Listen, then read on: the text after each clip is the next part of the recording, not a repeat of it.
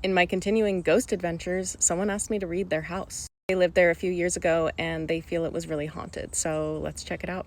So this is the first picture I saw of the house, and I saw those Japanese maples and I was like, I wonder if this is in Portland. It is in Portland. It's off a rural road in Portland. I'm pretty sure I know what happened here, why it's haunted, and I'll just caveat by saying I rarely get this much information, this good of a read on a place. So whatever I say, please take it with a grain of salt. Doesn't mean I know what happened here, but this is what I'm feeling. So this is a really gorgeous house. I got the vibe that it was built in the 1960s. Listing confirms it was built in 1968. There is only one entity or ghost that I feel here, and he likes the outdoors. I think you're most likely to see him in this outdoor carport. I think that he spent a lot of time outdoors in his life. He was outdoorsy.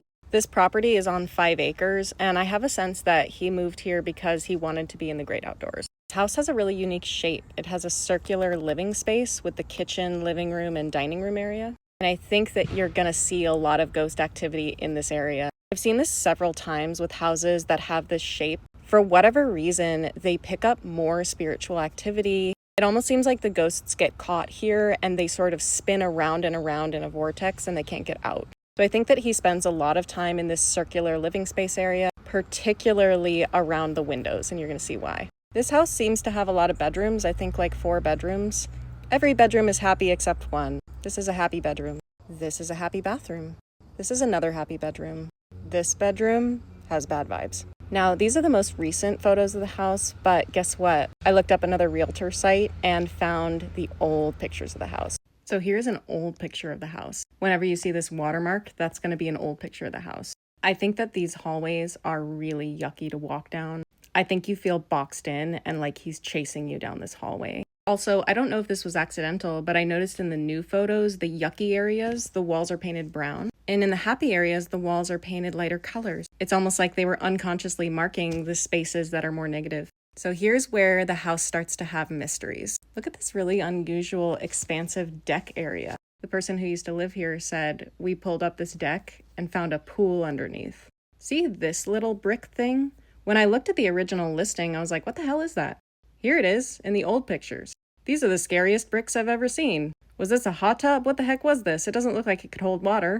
These bricks hold a special significance, and these helped me unravel the rest of the story. I feel that a murder happened here. I feel strongly that it was a man murdering another man. I think that it was a very violent act. I don't think it was planned. It happened spur of the moment. And I don't think the men knew each other very well. They may have just met or had a very loose association. The man who haunts this place is the person who did the act.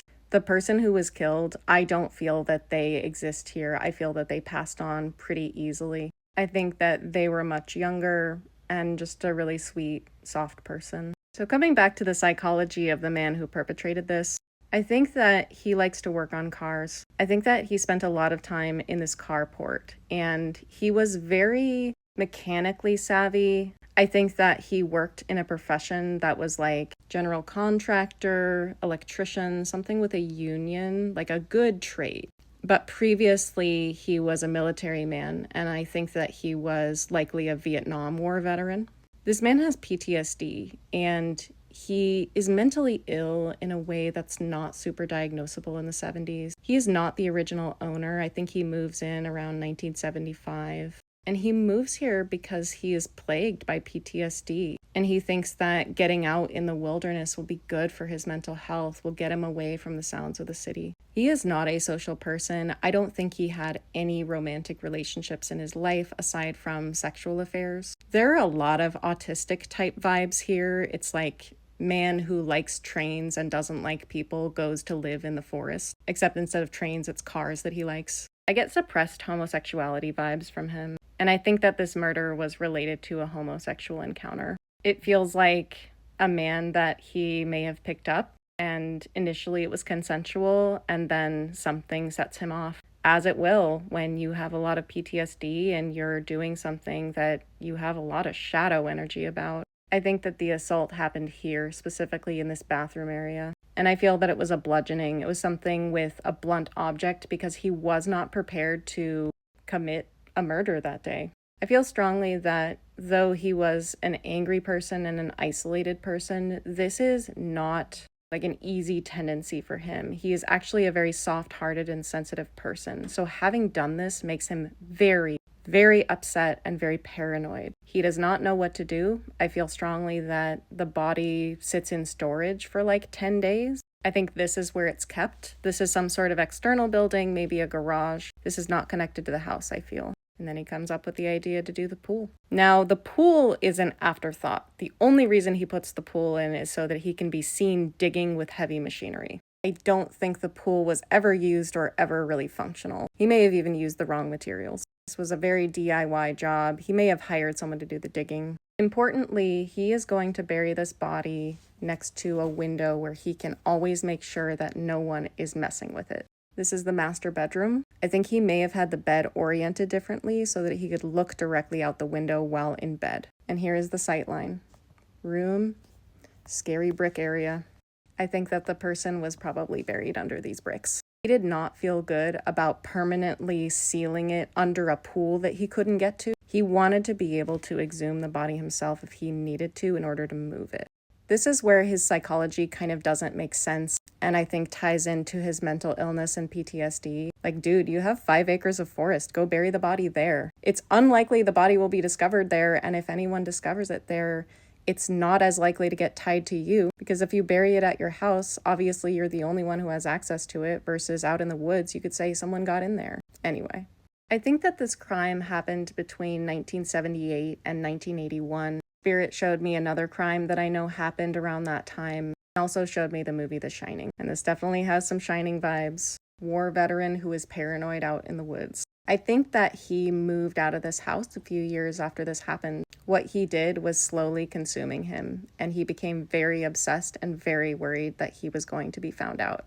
I don't think anyone ever found out. And he spent so much thought, energy trying to make sure no one ever found out. I think that he became an alcoholic. He was already on his way, but he became much worse after this. And he moved away to try to escape what happened. But I don't think he moved very far away. And I think that he would often drive by and make sure that they still didn't find it. His house has attracted a lot of single men and loner types. I don't think families have ever stayed here. The house has a dark energy, and people who are creating families, I think they detect it upon walking in and touring. After the man passed away in the mid to late 90s, he returned here to the house. And now that he's returned, he's never going to let anyone live here. He dedicated so much habit energy to making sure no one ever found out his secret, and he believes that he's still alive. He is angry and belligerent, and he does not like people. He's a quiet person. I don't think you're going to hear vocals, but I think that you will see him a lot, and I think he likes to bang on stuff. So having all these hard floors is going to be no bueno for what he does. And I think that he terrorizes and terrifies people, all in the service of making sure nobody ever finds out what he did. I think the way that I would work with this man is to, number one, make it very uncomfortable energetically for him to live in this house. Maybe put some crystals in or something that is irritating to ghost energy. Second thing I would do is uncover his secret. I would remove these bricks. There is something carrying his energy in these bricks. He has a name, something like Hank. I would say, Hank, we found your secret. It's uncovered. We know what you did. I think that that would do something to release his habit energy around maintaining the secret. And that is the story of this house. A tiny side note, Spirit told me that there is an actual apparition captured in one of the listing photos. I tried to give you all the photos I have so that maybe you could look for it. Fun little mini game for this very dark story. But yeah, hopefully one day someone will level this house and find out what's underneath there. And maybe at that time, this spirit will finally be released. If you have a haunted space that you want to send me, I guess I'm doing this now. You can email me. If you go to my Linktree, the Beacons link, my email is listed as one of the links. Happy ghost finding.